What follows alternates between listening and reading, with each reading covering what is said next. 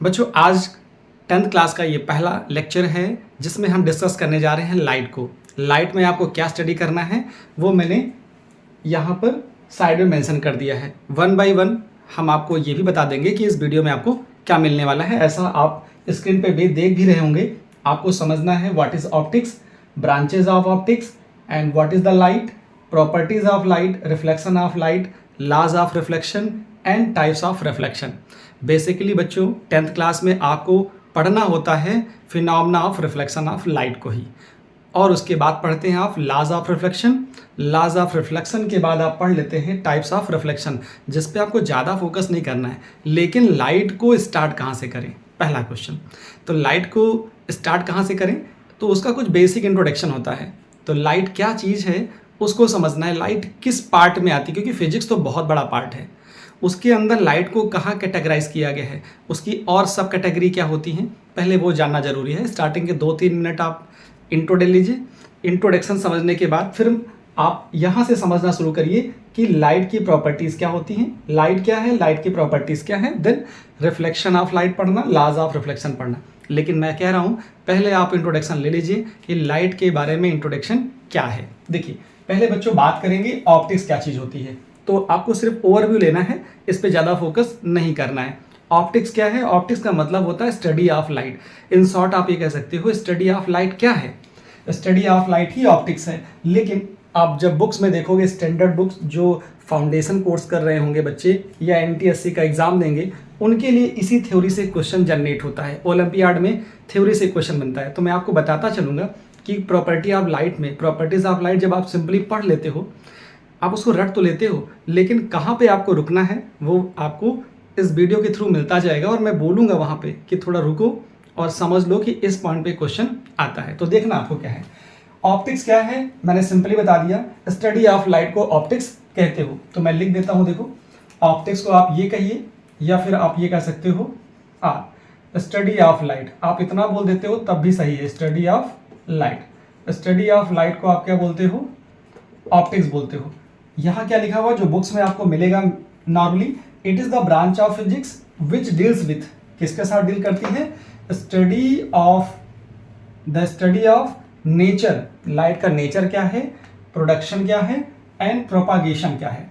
Light के nature का, propagation का और प्रोडक्शन का स्टडी करना, उसको बोलते हैं ऑप्टिक्स। तो ऑप्टिक्स क्लियर हो गया। ऑप्टिक्स को 2 कैटेगरीज में डिवाइड किया गया है। पहली कैटेगरी होती है रे ऑप्टिक्स और दूसरी होती है वेव ऑप्टिक्स।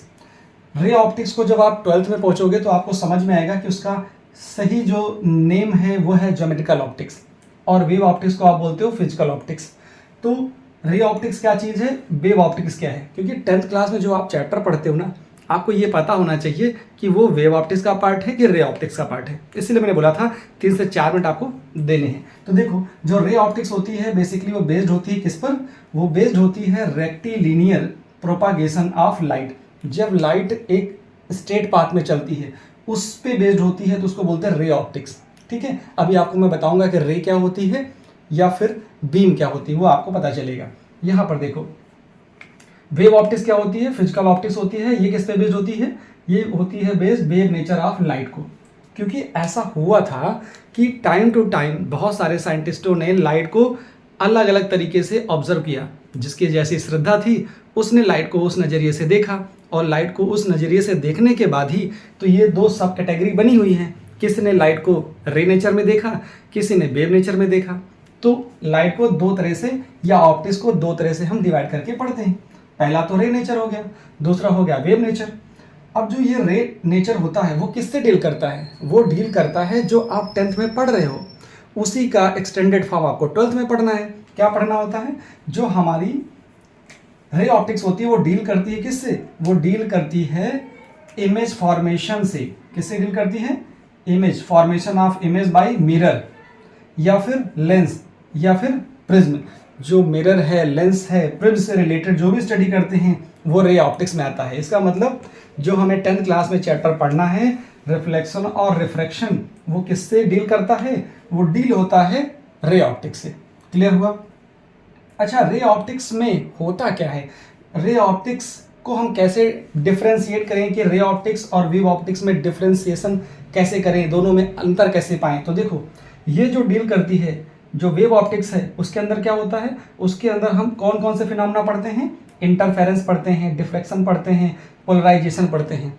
और जो ये रे ऑप्टिक्स है उसके अंदर हम क्या पढ़ते हैं, रिफ्लेक्शन पढ़ते हैं, रिफ्रैक्शन पढ़ते हैं, यहाँ पर मिरर से रिलेटेड स्टडी करते हैं, लेंस से रिलेटेड स्टडी करते हैं, प्रिज्म से रिलेटेड स्टडी करते हैं, उनके बारे में इमेज फॉर्मेशन करते हैं, ठीक है, उनका रिफ्रैक्टिव इंडेक्स काउंट करते हैं, ये सारी चीज़ें होती हैं। अब देखो रे ऑप्टिक्स में और क्या होता है, जो डायमेंशन ऑफ ऑब्जेक्ट होते हैं, चाहे मिरर हो, लेंस हो या प्रिज्म हो, इन सब का जो डायमेंशंस है वो क्या होता है, वेवलेंथ ऑफ लाइट से ज़्यादा होता है। देखो लार्जर होता है, जो ऑब्जेक्ट होते हैं उनकी जो डायमेंशंस होती हैं, लेंथ ब्रेथ हाइट होती है, वो वेवलेंथ ऑफ लाइट से ज़्यादा होती है। मतलब वो ऑब्जेक्ट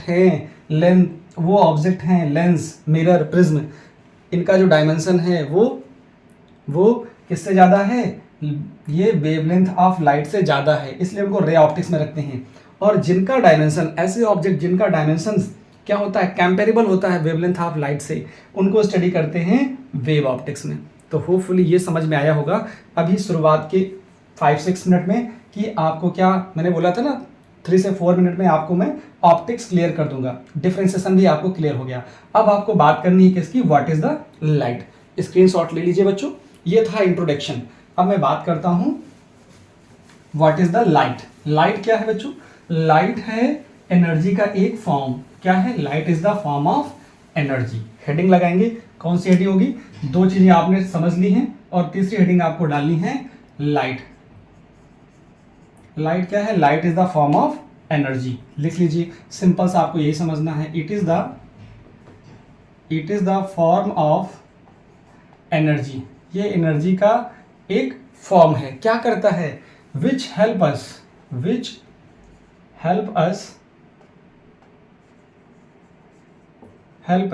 टू सी द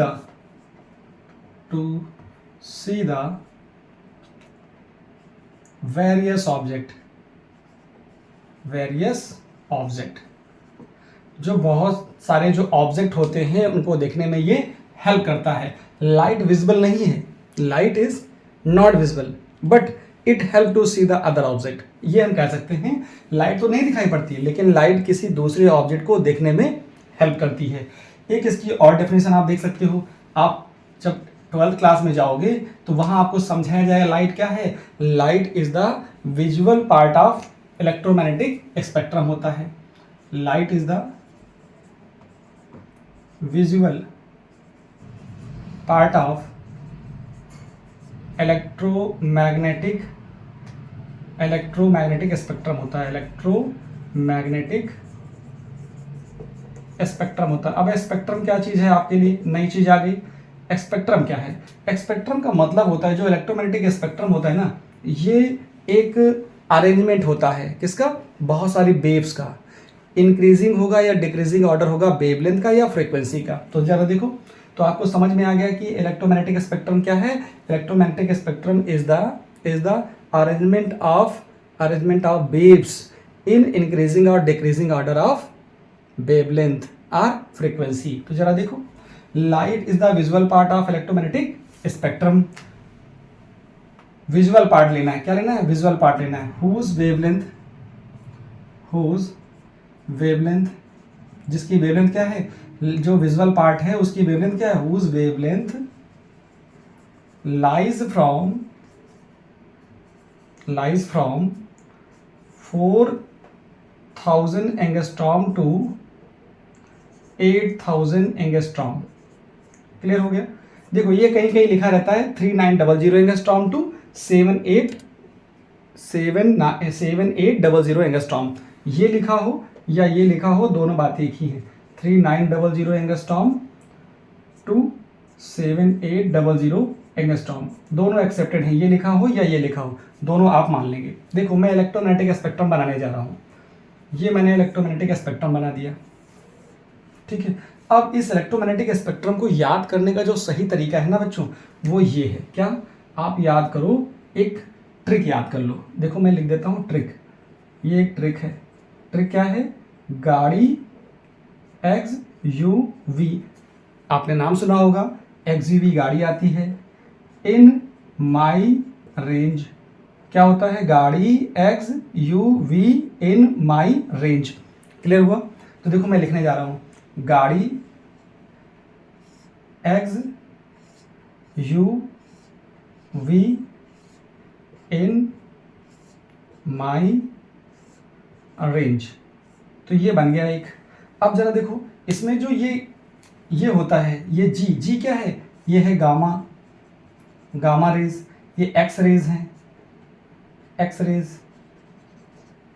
ये क्या है? ये अल्ट्रावायलेट है। क्या है? Ultraviolet.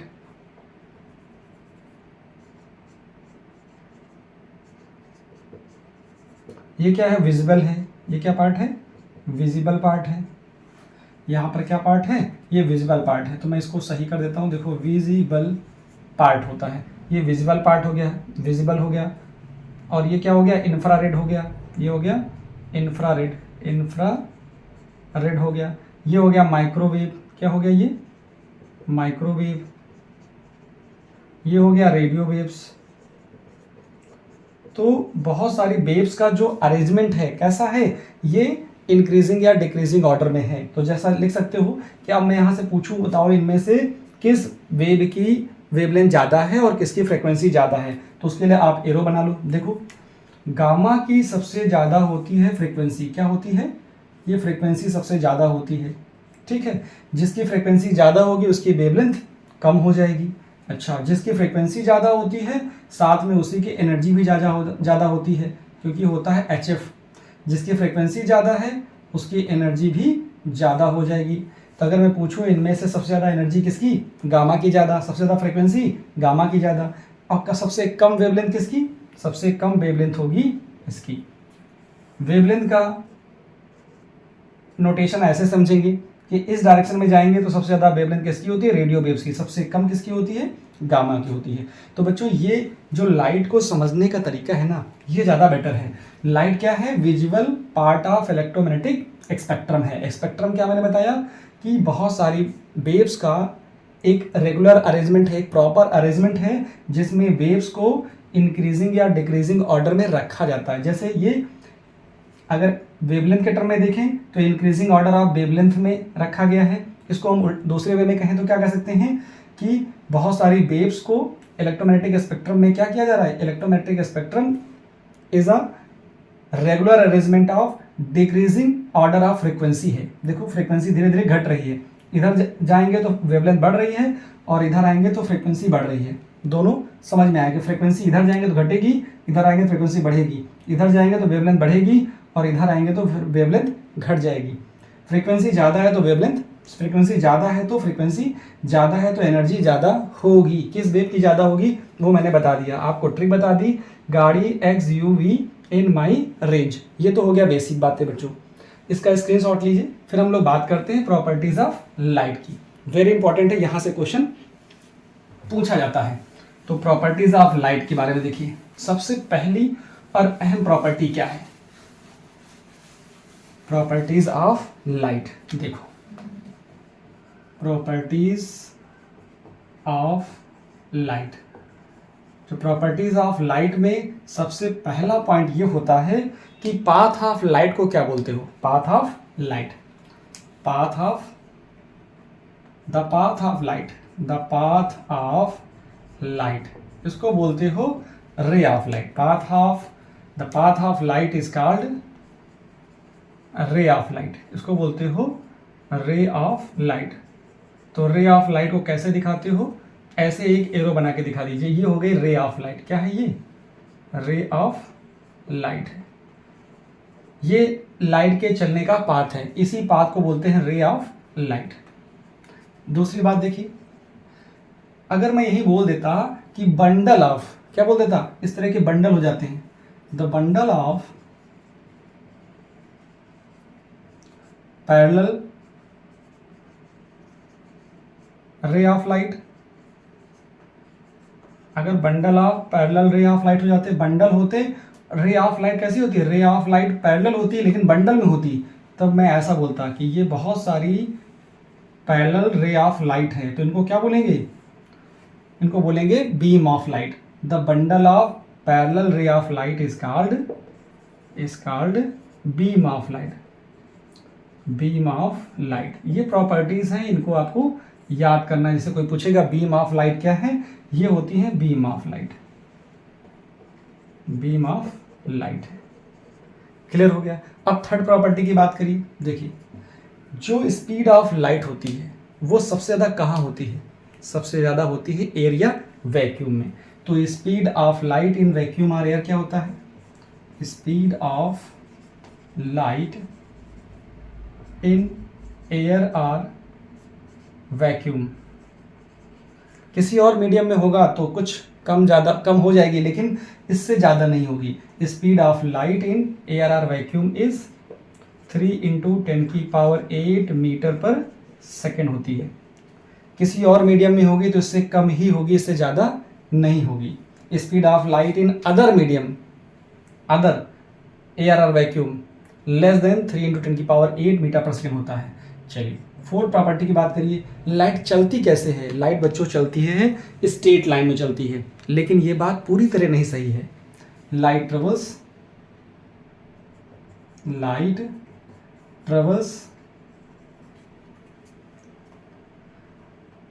in a straight line. Light travels in a straight line in homogeneous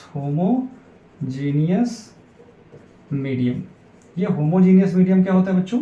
देखो, ये चीज बुकों में कम लिखी रहती है। होमोजीनियस लिखा रहता है light travels in a straight line, लेकिन स्ट्रेट लाइन में कब चलेगी? जब मीडियम होमोजीनियस होगा, मतलब थ्रू आउट द स्पेस क्या हो, मीडियम चेंज ना हो, तो लाइट स्ट्रेट पाथ में जाएगी। लेकिन अगर मीडियम चेंज हो गया, अगर मीडियम कैसा हो जाए? होमोजीनियस, लाइट डेविएट्स, या लाइट स्ट्रेट लाइन में नहीं ट्रेवल करेगी, लाइट नेवर ट्रेवल्स, ऐसा लिख सकते हो, light never travels in straight line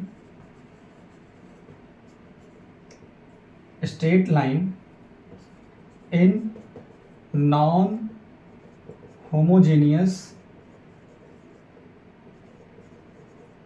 medium.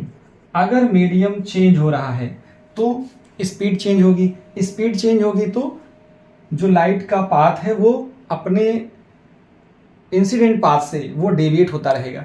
अब डेविएट होगा तो कभी स्ट्रेट लाइन में नहीं चलेगा। लेकिन ये बात हमेशा तभी सही है, ये तभी सही है, फोर्थ पॉइंट पे ही क्वेश्चन बनता है। नीट लेवल तक में ये क्वेश्चन आता है बच्चों। कहाँ आता है? नीट लेवल तक में। एनटीएससी में पूछा जाता है, ओलंपियाड में पूछा जाता है, लिखा रहता है रीजन असर्शन में, light travels in a straight path is correct. तो आगे आपको ये देखना है कि स्ट्रेट पाथ में कब चलेगा? जब मीडियम होमोजीनियस होगा। अगर मीडियम होमोजीनियस नहीं है, चेंजेबल है, जिसमें अगर वो नॉन होमोजीनियस कह सकते हो कि मीडियम चेंज हो रहा होगा, रिफ्रैक्टिव इंडेक्स चेंज हो रहा होगा, तो आप बोल दोगे कि नहीं, वहाँ पर स्ट्रेट पाथ में लाइट ट्रेवल नहीं करेगी। तो ये बच्चों ये प्रॉपर्टीज़ हैं। और एक चीज़ और ले सकते हो कि जब भी लाइट ट्रेवल करती है from one medium to another medium, frequency never be change. Frequency never be change, very important है, ये लिख लो।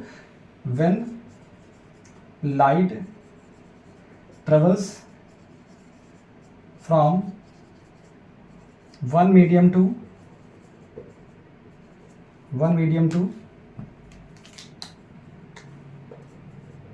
another medium,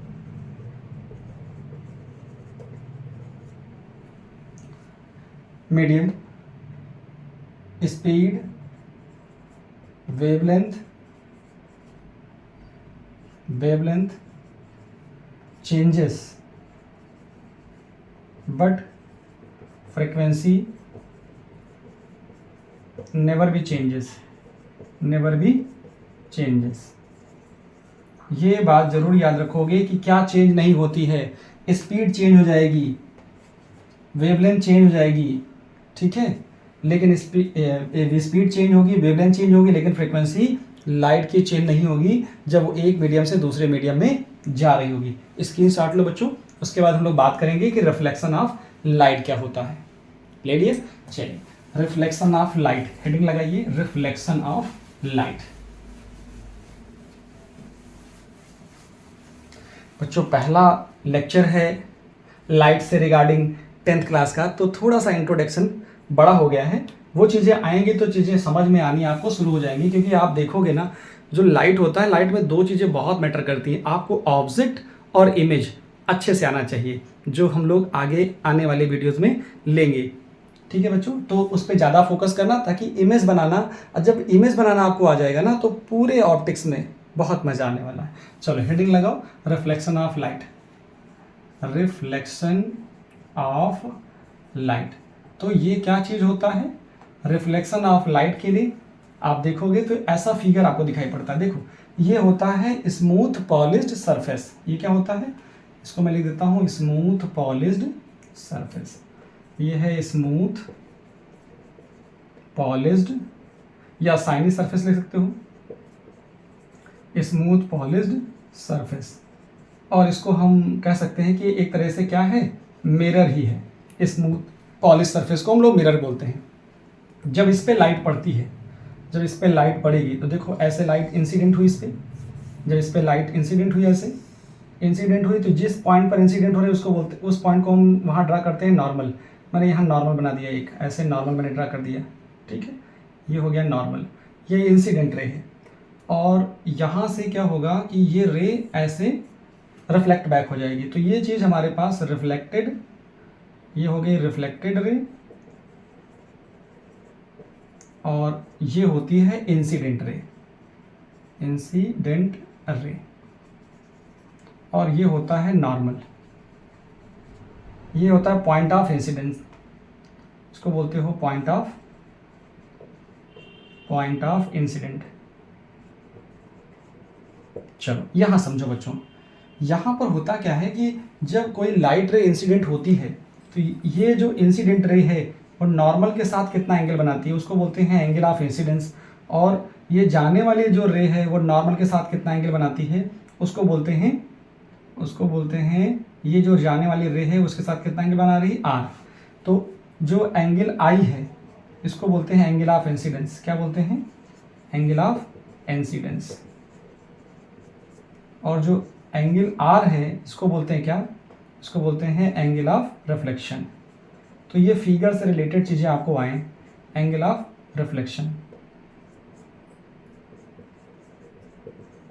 तो फिगर में आपको पता चल गया कि इंसिडेंट रे होती है, रिफ्लेक्टेड रे होती है, नॉर्मल होता है, और ये एक स्मूथ पॉलिश सरफेस होता है जो मिरर का काम करता है। इसको बोलते हैं पॉइंट ऑफ इंसिडेंस। ये क्या होता है? पॉइंट ऑफ इंसिडेंस होता है। इसको एंगल आई क्या है, एंगल आर क्या है, एंगल ऑफ रिफ्लेक्शन है, एंगल ऑफ इंसिडेंस है। चलो अब बच्चों समझो कि ये होता क्या है। रिफ्लेक्शन ऑफ लाइट क्या है? फिनोमेना ऑफ, क्या है? Phenomena of. यहाँ लाइट क्या हो रही है? उसी सेम मीडियम में बाउंस बैक हो रही है, इन द सेम मीडियम। तो क्या लिखोगे? Phenomena of bouncing back of light in the same medium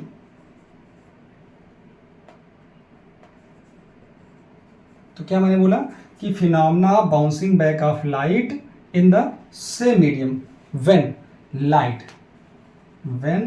light falls on, जब लाइट गिरती है किस पर? व्हेन लाइट फॉल्स ऑन कैसा surface? Falls on smooth polished surface से मिरर। क्या बोलते हैं इसको? इसको हम लोग मिरर बोलते हैं। Mirror is known as reflection of light. इस डेफिनेशन को हमने बना दिया है, known as reflection of light. तो बच्चों आपको क्या बनाना है? ये फिगर बनाना है और ये डेफिनेशन लिखनी है। साथ में एक चीज़ और देख लीजिए, यहीं पर हम इसके दो लॉज भी समझ लेते हैं। फिर से डेफिनेशन देख लो कि जब स्मूथ पॉलिश सरफेस पे कोई रे ऑफ लाइट पड़ती है, पड़ने के बाद अगर वो सेम मीडियम में वापस जा रही है, क्योंकि इस मीडियम में नहीं आ रही, ऊपर ही जा रही है, वो बाउंस बैक होकर के सेम मीडियम में वापस चली गई। कहाँ से गई है? From the smooth polish surface से, in the same medium when light falls on the smooth polish surface is known as reflection of light. ये फिगर बनाना है।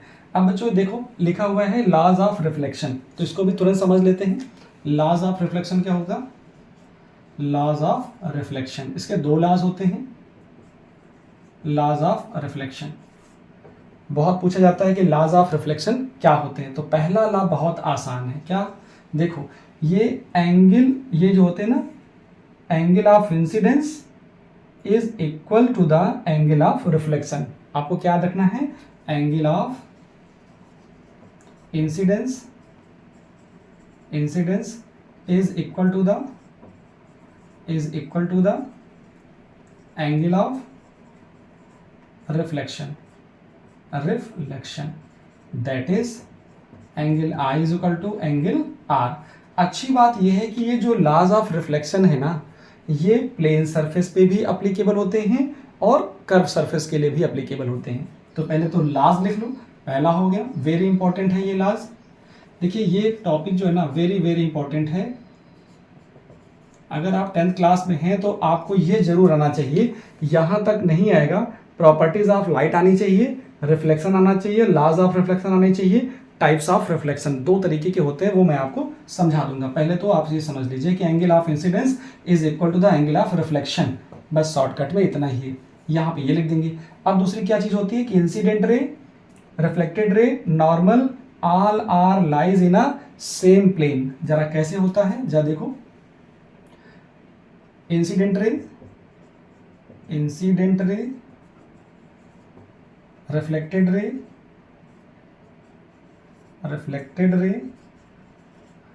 एंड नॉर्मल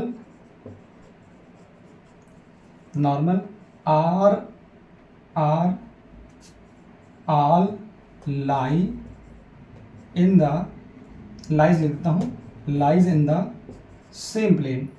इसका मतलब समझो, सेम प्लेन मतलब ये जो तीनों होते हैं ना, lies in the same plane, ये सेम प्लेन का मतलब क्या है?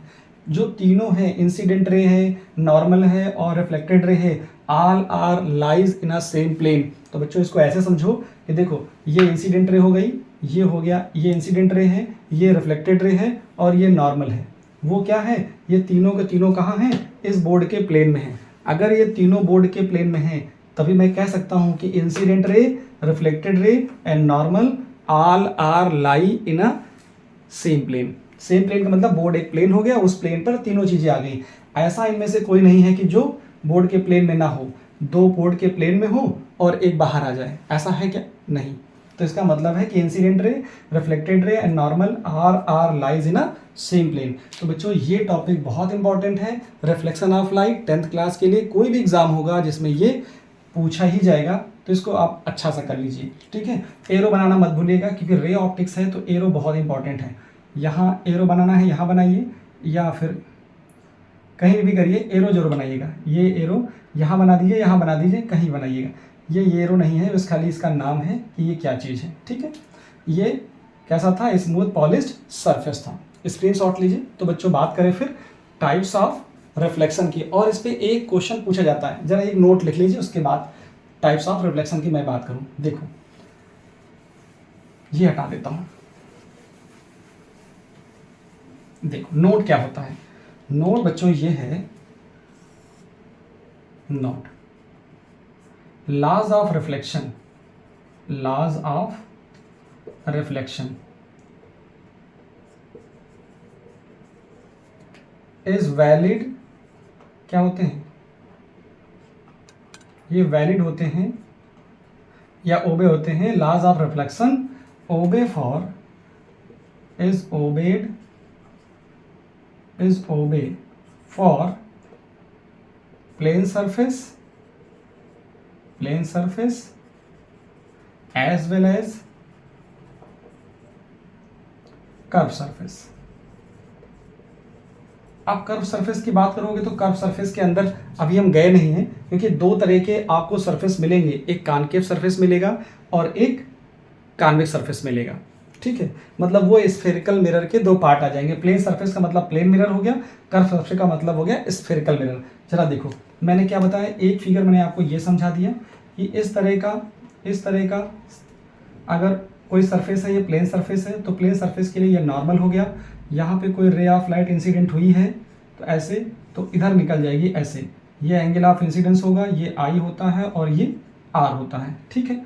अच्छा, लेकिन अगर कर्व सरफेस कोई ऐसे हो जाए, देखो एक कोई कर्व सरफेस ऐसे हो जाए या कोई कर्व सरफेस ऐसे हो जाए, इस तरह के भी सरफेस आपको देखने को मिलेंगे, ठीक है। यहाँ पर देखो, अगर इस पॉइंट पर, तो ये ऐसा सरफेस बना है तो इसका कहीं ना कहीं एक सेंटर होगा, क्या होगा, सेंटर होगा। तो उस सेंटर से ज्वाइन करने वाली जो लाइन होती है वो नॉर्मल का काम करती है। इस पॉइंट पर कोई रे अगर किसी एंगल पे आ रही है ऐसे, तो वो उतने ही एंगल पे वापस चली जाएगी, ये हो जाएगा एंगल आई और ये वाला एंगल बन जाएगा आर।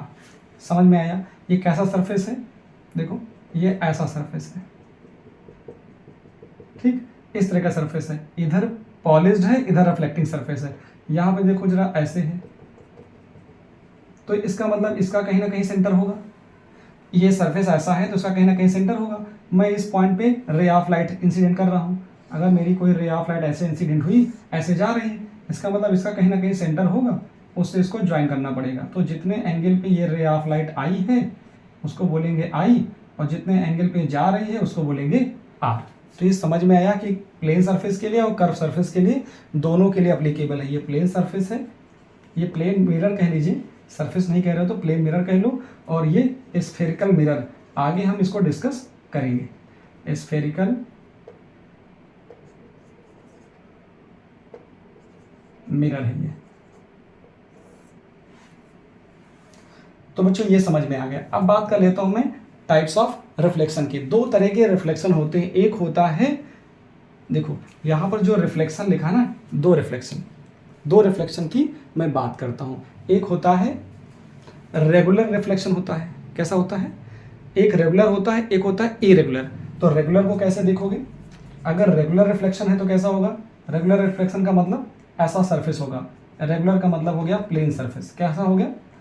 ये हो गया रेगुलर रिफ्लेक्शन। रेगुलर रिफ्लेक्शन, ये हो गया रेगुलर रिफ्लेक्शन। एक होता है इरेगुलर रिफ्लेक्शन, वो ऐसा ऐसा सरफेस होता है, वो होता है इरेगुलर रिफ्लेक्शन होता है। इरेगुलर रिफ्लेक्शन में आप ये नहीं कह सकते हो कि आई और आर आपस में इक्वल ही होंगे। यहाँ पर क्या होगा कि कोई भी रे ऑफ लाइट इंसिडेंट हुई इस नॉर्मल पर ऐसे यहाँ पर, तो इसका जो आई होगा, ये आई और ये वाला आर आपस में इक्वल होगा, ऐसा होगा, ठीक है। लेकिन यहाँ वाले में क्या होगा? ऐसा कोई ज़रूरी नहीं है। मान लो इस सरफेस पे पड़ रहा है तो यहाँ पर जो ये आई होगा, हो सकता है ये कम हो और ये ज़्यादा हो जाए। तो यहाँ पर क्या होगा? आई और आर जरूरी नहीं है, angle I not equal to angle R होता है। यहाँ क्या होता है? यहाँ एंगल आई जो होता है मस्ट बी एंगल आर होता है। फॉर रेगुलर रिफ्लेक्शन क्या होता है? Angle of incidence must be equal to या always equal to angle of reflection होता है। बट जो इरेगुलर रिफ्लेक्शन होता है उसमें angle of incidence never be equal to angle of reflection होता है। तो ये दो तरह का रिफ्लेक्शन होता है, जो मैंने लिखा था वो आपको मैंने समझा दिया।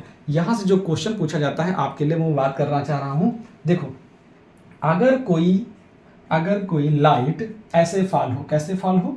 देखो ये क्वेश्चन है, इफ लाइट रे of light falling normally, question क्या है? इफ रे ऑफ लाइट